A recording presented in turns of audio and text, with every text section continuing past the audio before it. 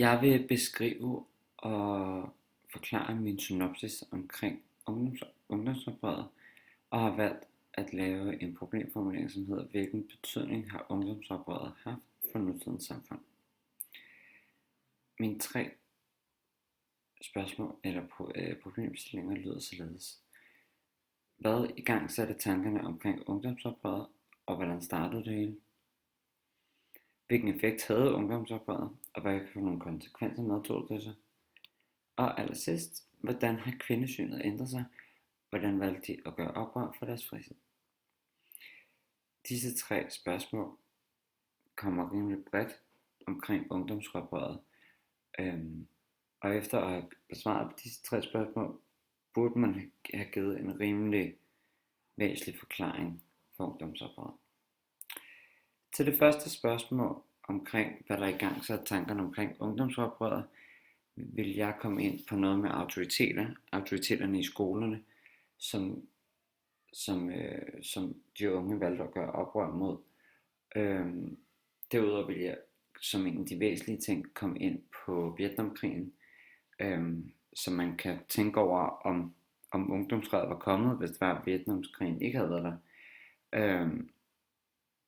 Også omkring alle de der protester, der var, om de havde været der, hvis det var, at Vietnamkrigen den ikke var der. Derudover så vil jeg komme ind på noget omkring at ændre samfundsbilledet, omkring forældregenerationen, og måske egentlig bare komme ind på, at de unge, der dengang valgte at være en del af ungdomsoprøret, mange af dem gjorde et opgør, at det var et opgør med deres forældre, altså med forældregenerationens mange år gamle bestemmende og forventningsfulde tid, hvor det var, at forældrene de bestemte alt, og egentlig prøve at frigøre sig lidt fra det. Efter at have svaret på det, vil jeg gå videre til, hvad for en effekt ungdomsoprøret har haft, og hvad for nogle konsekvenser det medtog sig. Hvor at studentoprøret vil være en ting at komme ind på.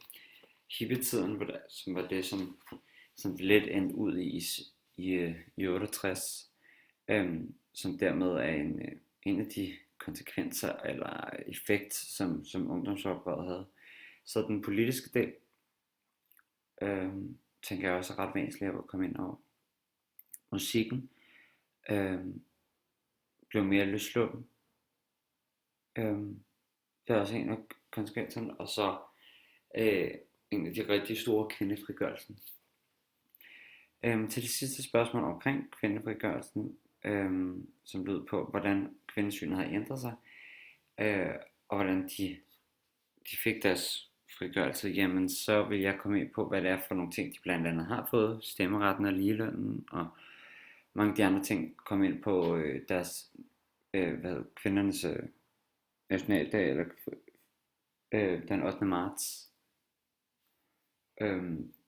Så vil jeg komme ind på ligestillingsrådet, det politiske syn omkring ligestillingsminister, og hele den debat omkring med kvinder og mænd ind i politik, og hvem der sidder på hvilke pladser, og så selvfølgelig komme ind til sidst på, hvordan det var, at de fik deres frigørelse, men også komme ind på deres demonstration inde i byen, som var meget lang, og kvinder, der gik med skilte, og hvad de ellers gjorde. Ja. Og så når jeg har gjort det, tænker jeg, at jeg vil kunne lave en konklusion, der ser nogenlunde således ud.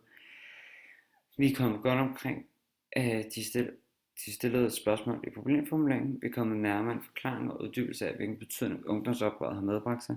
Vi ved, hvordan oprøret i sin tid fik sin begyndelse. Vi ved, at Vietnamkrigen med stor sandsynlighed var med til at starte oprøret, eller i hvert fald være en krig, som har en stor betydning for, hvorfor det er, at ungdomsoprøret var.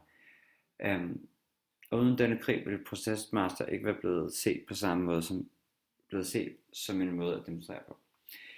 Vi har fået en klar forståelse for, hvad ungdomsoprøret medbragte sig, blandt andet hippiekulturen, kvindefrigørelsen, men ved også, hvilke konsekvenser det medtog sig, og det politiske system led hårdt under oprøret. Kvinderne har fået stemmeret, men kæmper stadig for at være lige, hvilket er grund til ligestillingsrådet er lavet, og hvorfor der er i hver parti er ligestillingsminister, som skal kæmpe for en lige måde at føre politik på.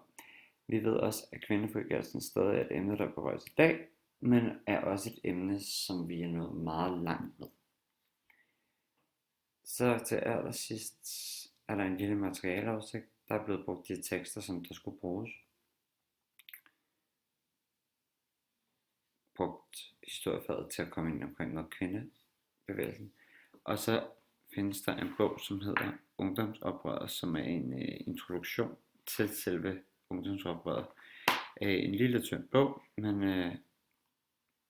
rimelig væsentlig og meget god at bruge.